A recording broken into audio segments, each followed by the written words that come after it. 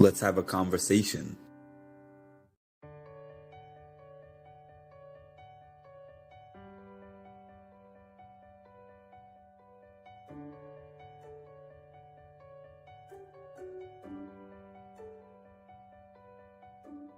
Thank you for having me on. It's always a pleasure to talk to you, and I'm sure I'll see you at one of these events again all soon. time, we got Mark with the Mindful Reality podcast, who I've been a guest on, and it was a blast. Thank you for having me, honestly, and I cannot wait to do it again. We're going to do this again in the future. I just know it.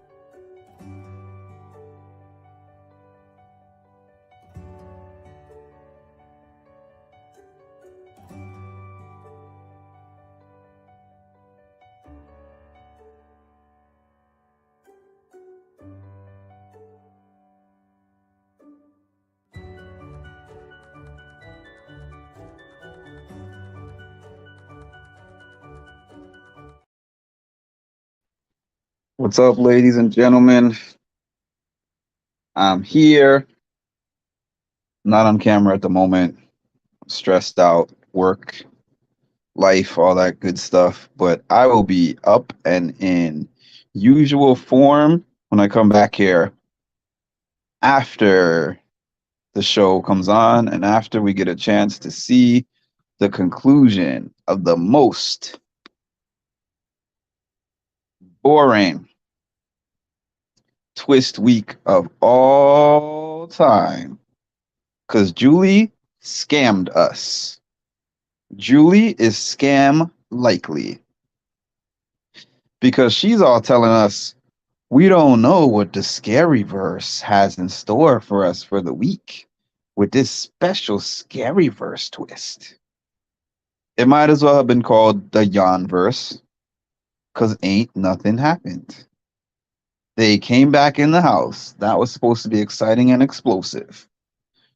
It seems like it was exciting and explosive, but they did not want to show us on the feeds. So I assume or hope that they showed more of that footage that they had on Sunday, because you didn't show an episode on Wednesday due to Survivor and Amazing Race premieres. So we're talking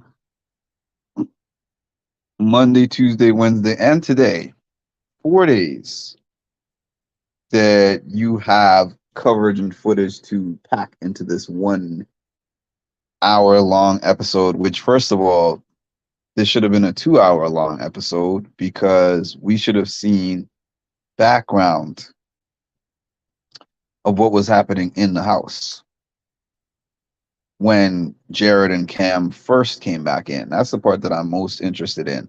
All this other filler stuff that's been happening since then, the Corey and America saga and the America Cam thing, and these alleged fours that they're making because they're bored and there's nothing else to do, and the same people are still there that they voted out.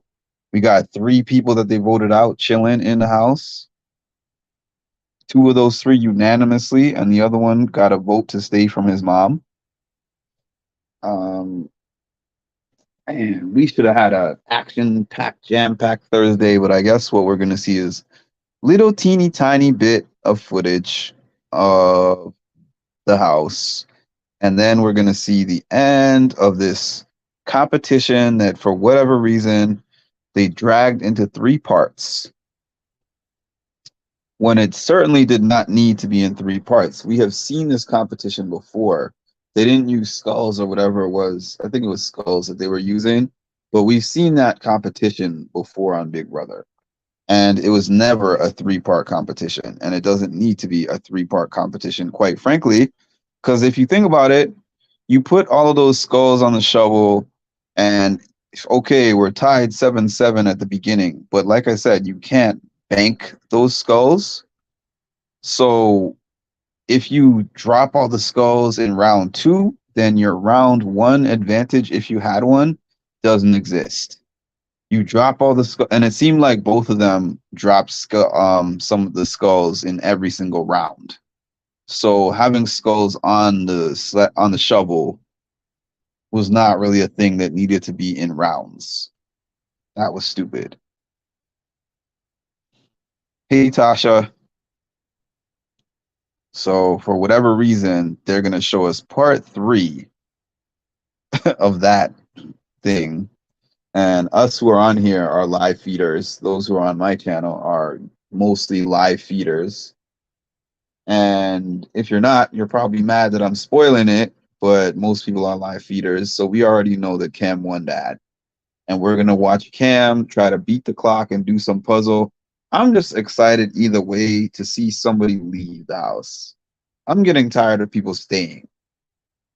And we're past the halfway point. We have about 40% of the show left.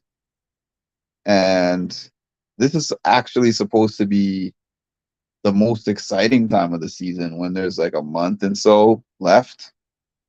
But everything happened so early. There was so much action happening at the beginning. And then these safe players that we have on here now ganged up. They didn't want to keep players that were going to take out other players by winning competitions and winning HOHs and POVs. They were like, oh, they're sitting here on week 1, like, oh, I can't beat this person in a final 2, so I'm taking them out. And I'm like, okay, it's week 1, it's week 2. Usually, yes, you have some kind of plan. I'm going to take out this person eventually, but you need the person who's going to win comps and not be afraid to win comps on your team. Because then they will take out people to a certain point. And then there will be a week where they don't win HOH. They're not eligible for HOH or something. You take your shot. You get your group together and it's like, okay, now this person built up all these wins on their resume. Let's take them out. But this group has played a different way where everybody is allergic to winning comps. Nobody wants to win a comp. The people who wanted to win the comps, Heisam, Izzy, I guess Red won, I think, a power of veto. I think Red was throwing comps also. Most of them are throwing comps, is my point. I've never seen this many people throw comps in the same season. Hi, Vicky. Hi, Shanna. Welcome, welcome. I missed everybody. Even though I was on here yesterday and the day before, I still have been on every day of the Big Brother season, as a matter of fact. But the time investment that I spent over the last couple of days was not my usual, just because of, as I said, too many things going on in my life, and also just the house is boring. Because sometimes, even if I have a hectic week or something, if the house is interesting, I push things to the side in order to make room for my Big Brother updates and stuff. But this week was like, every time I turn it on, I'm getting bored. I'm just like, how many times can I listen to this same conversation? How many times can I watch people say the same lies? Once in a while, when they're like, hey, let's form this new group, I'm like, this group is not real, and I'm tired of listening to this conversation. Let's have a conversation. I hope Jared stays and Cam won all those little comps for no reason. Yeah, at the beginning, I think I made a video earlier this week saying that I'm rooting for Cam. It has gone back and forth. There's reasons why I would like to see Cam win. But then when I heard that Cam was targeting Felicia, I don't know whether that's true or not, but Felicia, man, if Cam is in the house, I would love to see them start a revolution against America and Corey and try to get Corey up out of the house. That's what I thought that he was going to be doing if he stayed, because he was like, do you guys not see how powerful that Corey and America are together? And he's the brains and she's good at comps and whatever he was saying. So I thought that for sure he had a plan that if him or one of his team wins, they're taking that big shot. But then when I heard Felicia and maybe Mimi going on the block, If it was his HOH, I'm like, what are you doing, Cam? I mean, Felicia might not be working with you, but that's not a big threat. I would almost rather see Jared try to go on his rampage mission. I want to take out all the people who did this to me. Even they were saying that they were bored. Jared, and who was he talking to? I can't even remember. He might have been talking to Jag or Corey or one of them. And he was saying, man, I just feel such low energy. And Jag was like, yeah, I feel low energy too. And they were like, at least when we had outside, even though we didn't have a specific activity, we could get some air and some sun. Just sitting around in the house and they're not able to leave and the backyard is closed. What is there to do? And this group is not really a fun combination of group. They had their moments at the beginning, but even last year's group, when they were at about this point of their season, they were entertaining to watch on the feeds. The season before, the cookout season, they were entertaining to watch on the feeds. This group is very, I don't know. They're just about the numbers and the analytics.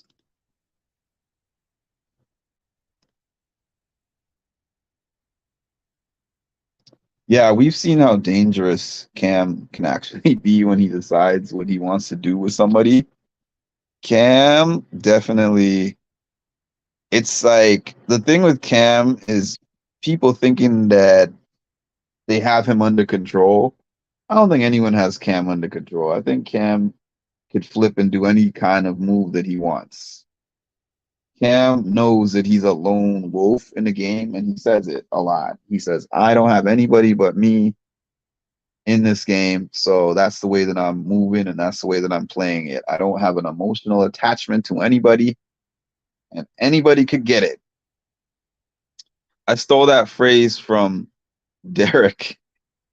If you go back and watch Big D's finale speech from 2 seasons ago, I forgot exactly how he said it, but he said something like, I was dangerous in this game and anybody could get it. and I'm like, man, I like Big D. Y'all know I actually like Big D because I met him a couple of times, 2, 3 times now. He's great in person, but in terms of what he did in this game, come on. Let me see. Let me see. I saw that one. Jared has lost the purpose of the game. He does take things too personal. Won't listen to his mother's advice. He wants to be the man, and he wants to be the star, the star of the show. He wants to be famous. He wants to make a name for himself, like she did. Big Brother is not his game. I know, even something like Muffingate. Muffingate was hilarious. Muffingate was hilarious, and that's not something that the writers made up. It was just Turner being like, I'm annoyed by Jasmine, so I am going to take this muffin and I'm going to eat it. And I'm going to cause some controversy in the house just for fun based around this muffin. They couldn't control him.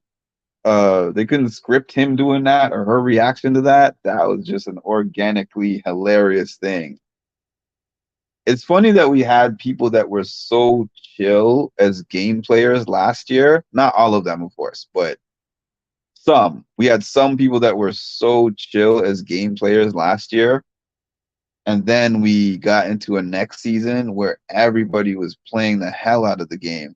Whether these people knew the game or not, they were still trying very hard every single day. Oh, we got to form this alliance. We got to form that alliance. I said when the season started, I said there's no way that the game can keep up this kind of pace. It almost reminds me of those of y'all who watched Survivor. I watched Survivor last night, right? And the thing with Survivor, Jeff was like, "You guys must be one of the most. You guys must be the most enthusiastic group that I've ever had." Something to that effect. And I know that when he was saying that, he was basically saying, "Y'all are really hype on day one." So I'm so excited to see how you're gonna look a day from now, 3 days from now, 5 days from now. Y'all are not gonna be nearly this hype. But kudos to y'all for your day one excitement. That's how I felt about this group when they were cheering and screaming and they were just ready to do all this and make all this big moves. And Riley was talking about she's the next Janelle. And it's like, I was like, slow your roll. Janelle is a big name to just throw out there. You don't just throw out Janelle's name after you win one HOH. Come on now. Jasmine was for real upset, which made it even funnier. She was. Shout out to Jasmine, by the way. Jasmine was one of the people that I met. Well, most of the BB24 cast I ended up meeting, the majority of them. But she was very nice. She was very nice when I met her.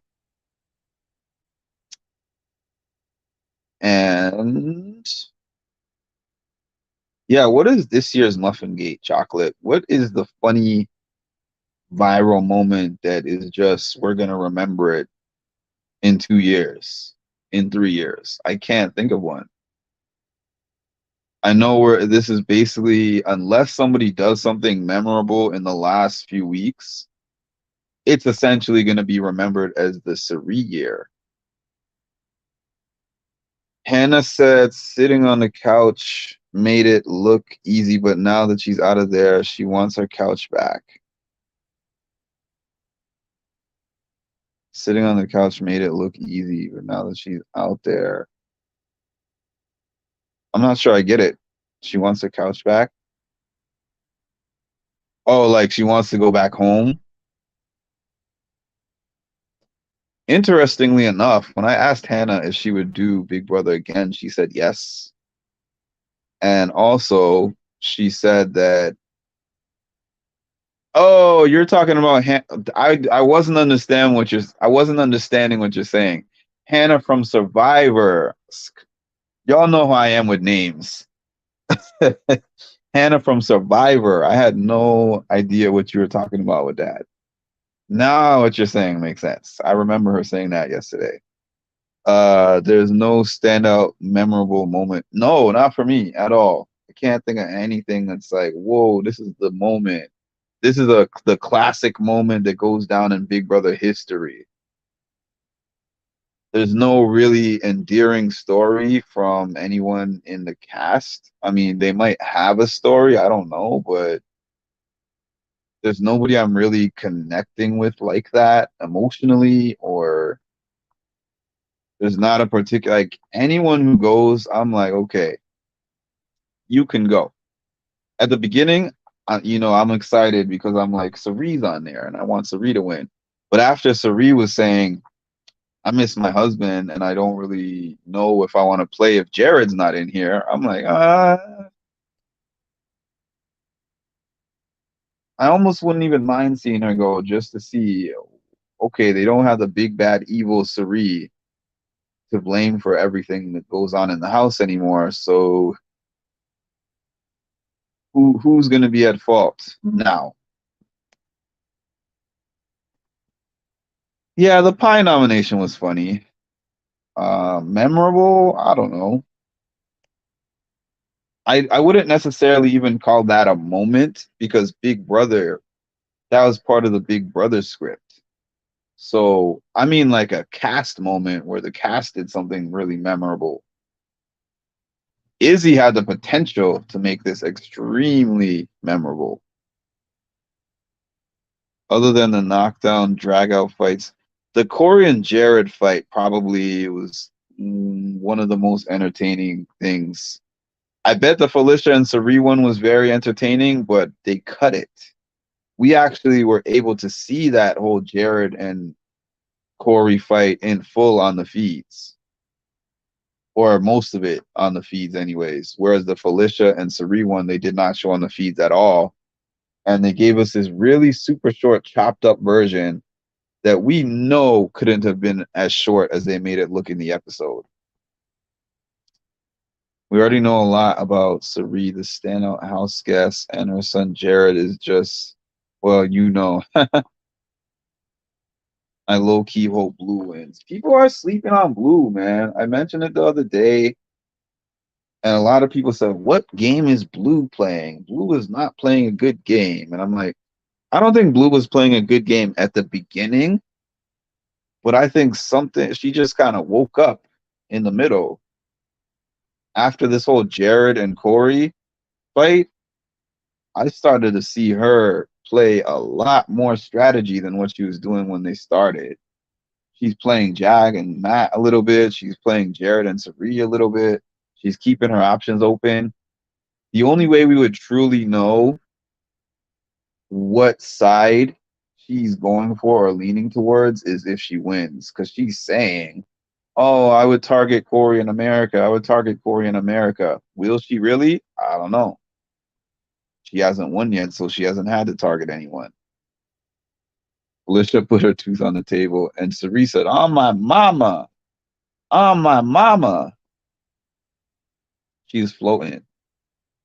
Felicia said something when, and Cirie stood up like, "Let's get down." On my mama.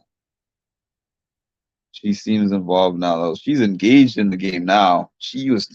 Before she was just talking about TikTok and all that. So many memorable moments from last year. There was Muffin Gate. This is probably around the time, actually. No, we're like day 57 or something like that. So it was like a week and a half when the whole Monte thing happened. Michael's eviction. Oh my goodness. Michael's eviction speech and walking out was a classic. Amira's blindside. Yo, I was supposed to do this interview with Amira. Didn't end up happening. But when I was preparing for my interview with Amira, I watched the first episodes that she was on, which is I think episodes 1 to 4 or something like that, 1 to 5 maybe. And that was a well executed blindside, because that was when the girly girls were in the house and they had their whole alliance, and then all of a sudden, so they had some people from their alliance. Monty, I think Turner might have been in that alliance. Oh no, maybe not Turner. Kyle was in the alliance. There was a few of them that were working with those core girls, which was like who was it? Amira, Indy, Alyssa, Snyder. I don't think Brittany wasn't part of it. I think Nicole might have been a part of it, or at least she was aware of it. And then all of a sudden they formed this leftovers group. And then I remember they showed one of the diary room entries where she was like, Amira was like, "What gives Turner the balls to think that he could put me on this block and that I'm going to go home?" She's like, "What group is working with him to make him think that he can make this happen?" It was so well executed. This group that we have here now is not loyal enough and is not brave enough to ever perform a true blindside. Even the Jared blindside, which you can call a blindside, was only a blindside to Jared and Cirie. Everybody else knew about it, and mysteriously, this is the one week that everyone was able to keep their mouths shut. I did not see her pronouncing that. Acetaminophen. The reason I can pronounce that flawlessly is that my house never saw Tylenol. We had generic everything in my house. Did you guys watch Everybody Hates Chris? Uh, we got we got flakes. We got cookie. Instead of like chocolate chip cookies or Oreos, we got cookie, and it was like one big cookie that everyone takes a bite out of. We had generic everything. I do not know to this day what it's like to have Tylenol. We had generic Vaseline. We had generic. We didn't have Motrin. We had ibuprofen. I probably said that wrong, but y'all know what I'm talking about. I don't care for America either, especially after saying she's uncomfortable with Cam and then asking, I know, right? I know, right? Like, I can't. I don't understand. I don't understand the love affair. Not that I don't like America, but there's things that I don't like about her. I just didn't want to get attacked for calling it out completely. Well, I'm cool with that. After withstanding jailer attacks, nothing can surpass that.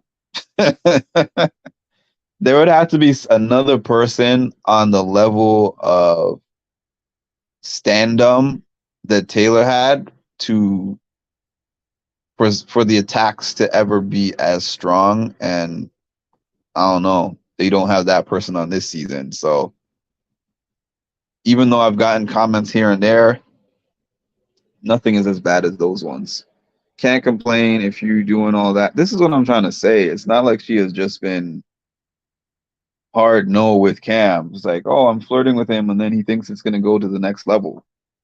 Okay, then don't flirt. Don't flirt with him if he makes you uncomfortable for real. Exactly. Drank instead of grape juice. No one's standing this cast so far at all. The biggest fan base that I see for this cast is for Corey and America as a pair, but it's not Monte level fandom. It's just the thing that people are following the most. They like seeing Kissing Fest 2023. Exactly. Cam even asked her before she was about to shower if she wanted him to leave, and she told him to stay. I saw that.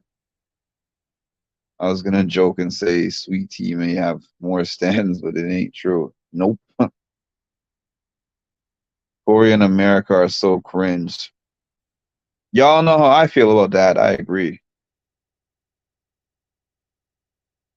I don't even like the way it started with them. Monty had fans. He had fans, but he didn't really have too many stands, I don't think. I think there were people that were Monty fans for sure, but he didn't have people that were willing to come to your house and off your family for him. Ultimately, America is putting herself in that situation. That's just me personally. Yeah. And I can't speculate as to why. I don't know if it's just because she's flirty, that's how she is, or if it's because I don't buy that it's for game reasons anymore. You don't have to flirt with him if you don't want to. Because that's the way how she's been trying to justify it. I'm just doing this for the game. I want him to feel comfortable and not to think that me and you, as in her and Corey, are this strong duo that he has to get rid of, blah, blah, blah. There's other ways to do that without flirting with him. You don't have to flirt with him to get that done. Come on now. Monty had people who were hopeful for him. Yep. She was sitting next to him in the game room, and then Cameron put his legs over hers and his arm around her, and she removed it immediately. Look, don't touch vibes. But then it's just like, why put yourself in a spot like that? Why keep putting yourself in that spot? I want to display myself for you and make flirty comments. Because this is not like one of those things where she's just living her life and he's coming over to her and and touching her out of nowhere. She laughs at the flirting. Like, this is fun to do. But then when the guy who likes her is like, oh, okay, let's kind of ramp this up, then it's like, nah, don't touch me. This is the Tasha, I'm so glad you asked that exact question. I'm going to leave your comment up here. What is the difference between a stan and a fan, right? To me, a fan is somebody who you watch the show, right? We all have our favorites. We all have people that we like, we connect with, people that resonate with us, and the people that we are cheering for to see win.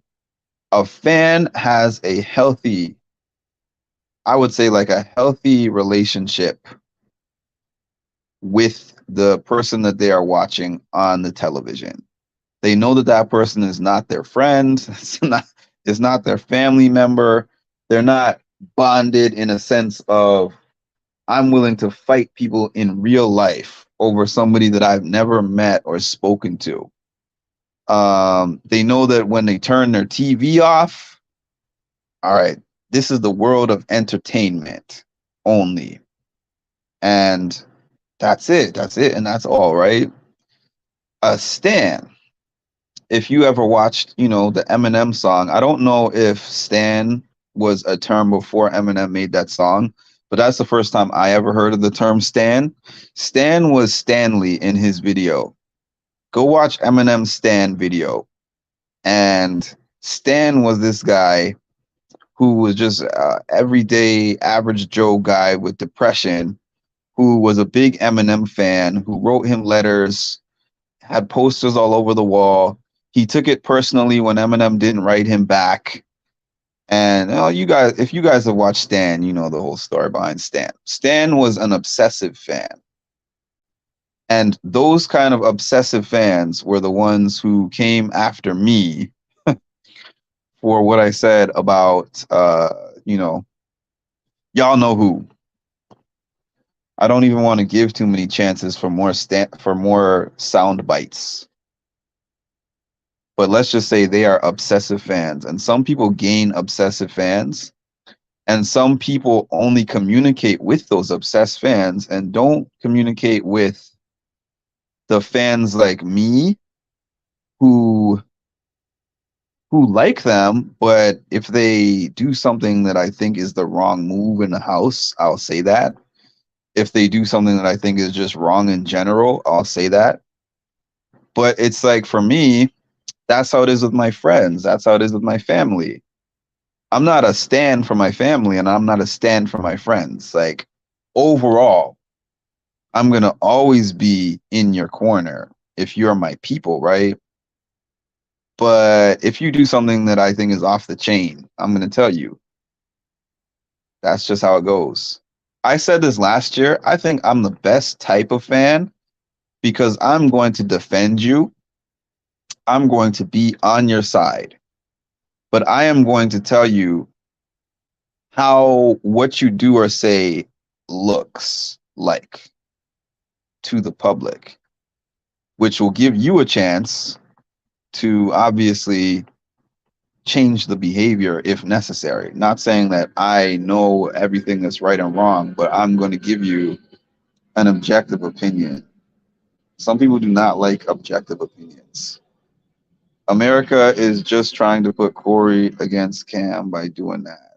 I know, right?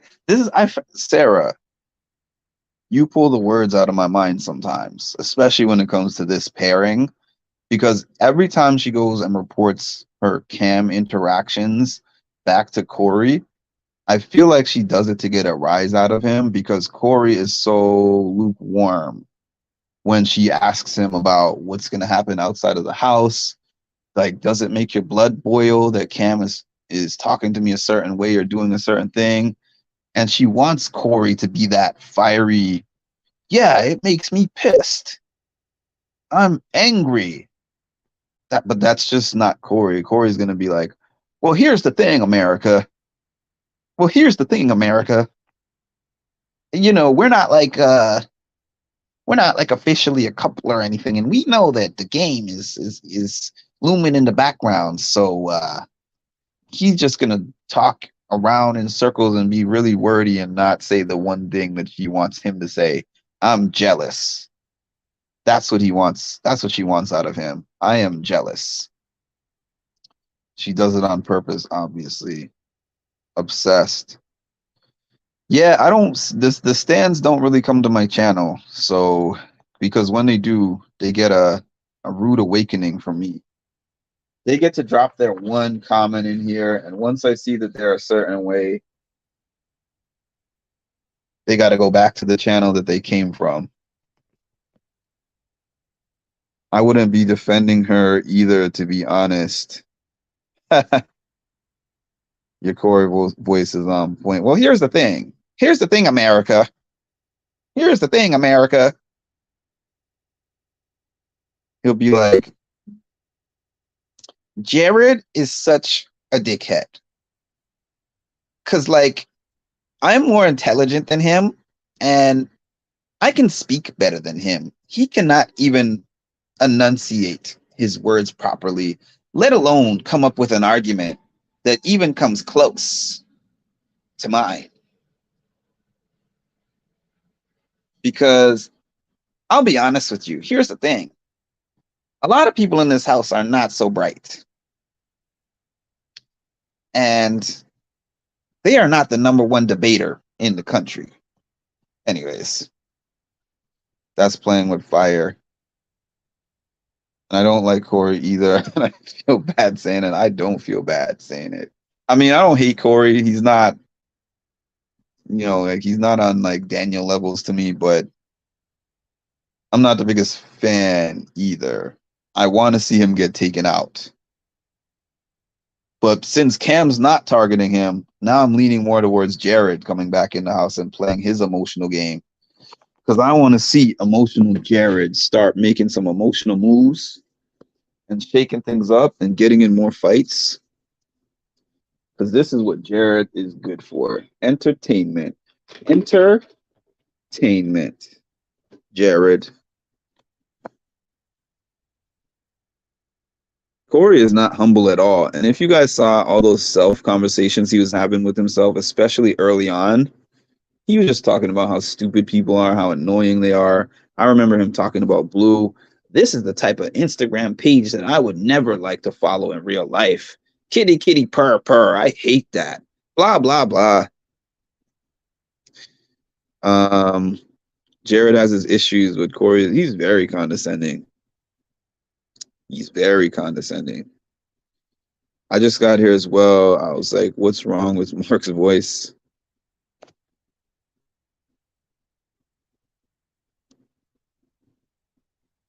I tend to do that in real life. Sometimes people don't like it, but I don't know. When I listen to somebody long enough and I'm describing them, I start to talk like them. Then I realized he was being Corey. Shout out to the 28 people who jumped on here with no topic. I didn't have a topic to talk about. So shout out to 28 of y'all who jumped in here to check in. Appreciate y'all. Please hit the like button. I'm on my phone, so I can't check what's happening, but I'm just going to assume. What sense does that make? The math is not mathing. Just going to assume that the math is not mathing. So please hit the like button. Thank you. Ready to drop America when the time is right, too. Of course. They will keep Jared in the house with his mommy. Surprised these people don't see the resemblance in Sari and Jared. And the fact that she be cheering and yelling and screaming whenever he wins something. Yeah, yeah, Jared. She might as well be like, yes, son, I love you.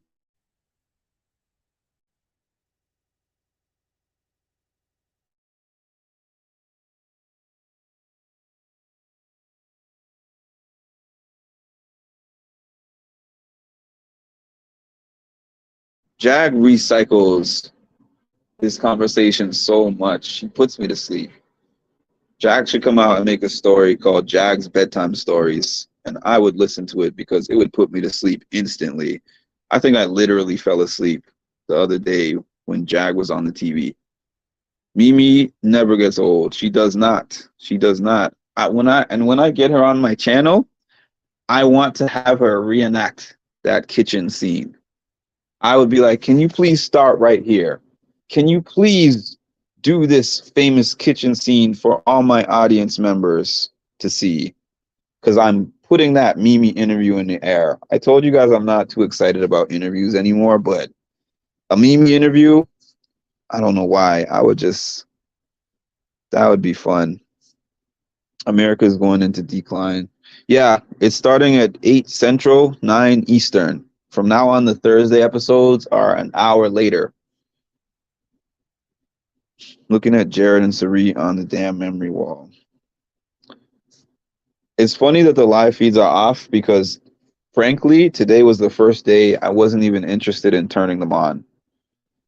I turned them on a little bit yesterday, a little bit Monday, but today I was like, I have no interest.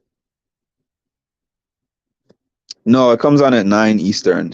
It was coming on at 8 Eastern, but it got pushed to 9. I think because of football. As much as I hated the bullying, I missed the last people. Heck, even Alyssa. Jack seems like he's tired. He is tired. He keeps saying it too. He's like, I'm just low energy. I just want to sleep. Mimi being a political analyst is cool too. She was in the storage room. I'm only going to be on a few more minutes, not actually because I'm trying to leave, but because my phone is dying. If you do the interview, I'll forever be in your debt. We will. I'm going to catch her at the BB26 premiere party because that's the only way I'll get the interview. Except I know that Mimi and Kirsten are friends. And so it's a possibility that I could ask Kirsten for help with getting that Mimi interview because I've been networking with her. If they looked at the memory wall, it would be the biggest tip off of who is related. Hi, girl. You're welcome. Caught it this morning and they were just laying around. Can we not with these schedule changes? It was 9 and 8. Now it's 9 again. Yep. And then if the football is on, it stands a chance to keep moving around still. Hi, Rory. Yeah, I know about Hearts of Reality, Ma. I know about Hearts of Reality. Actually, Hearts of Reality, I've considered going recently because I don't really care like that, like some people, to really go to these huge things like that. However, for somebody like me who's trying to build a platform and a network, I feel like some of these podcasters go to Hearts of Reality for networking because there's a lot of chances to meet a lot of people, and it might be to my benefit. I don't know if this year would be the year, but I don't know. I feel like Hearts of Reality is something I should consider more strongly than I have been. Take care. Thanks for jumping on. Just listening while driving. We'll chat at some point about Dame. Yeah, if football is on, it might get. I know those crazy random times, 10:36, 10:44. And starting first Tuesday, yeah, it's gonna be October 3rd. It's gonna be switching from Wednesday to Tuesday. Yeah, I mean that's their moneymaker. America's sport. Girl, tonight. Ma wants me to get this interview with Blue. That's what Ma really wants. NFL makes more money. Of course, I understand. I understand that, but I don't understand Thursday. What is that? What is that guy's name? Josh. What is that thing? That show? What is that show? That new show that he's doing? That is in the 8 o'clock time slot, from what I've heard. Not Hunger Games. I can't remember what it's called. Now, I'll do the interview with Blue myself. Buddy Games. Thank you. Buddy Games. Like, is Buddy Games more popular than Big Brother, or what? I don't get that. I tried watching it. Keyword, tried. Hunger Games. You know, if you asked me this when I was not on the camera, I would immediately come up with his name and the game. But sometimes when I get on this camera, well, I'm not on the camera, but when I get on the live and start speaking, my brains turn to mush. So don't blame me. Yeah, I guess they're putting it on at 8 to give it the best chance of success, which is funny because they put the challenge on at 10. Who's really watching the challenge at 10 p.m. aside from me? Like a few dedicated fan base. Anyways, y'all, I would like to stay on here longer, but the battery ain't batterying. It's dying. It's 3%. Got to hop off and give it a charge, and I guess rest a little bit. And then I'm going to watch the Big Brother Night of the Dead, see which one of them comes back to life. And we're going to hop back on here and chop it up then. I appreciate you all. Please make sure to like, comment, subscribe, hit the notification bell. Don't make me feel like this or this. And I will talk to y'all again soon. So you literally were one of my very first followers. And then when you followed me and I, followed back, I was like, this dude is cool. Like, if they say talk to your manager, you just say, you know what, talk to the hand. You don't need to be on my podcast. But yeah, dude. Yeah, you do a great job. Thank you. I always get a kick out of talking with you on Patreon. You have a really good, view on everything. That wasn't planned. You know what? Thank But you. I like this Canadian. Well, this one.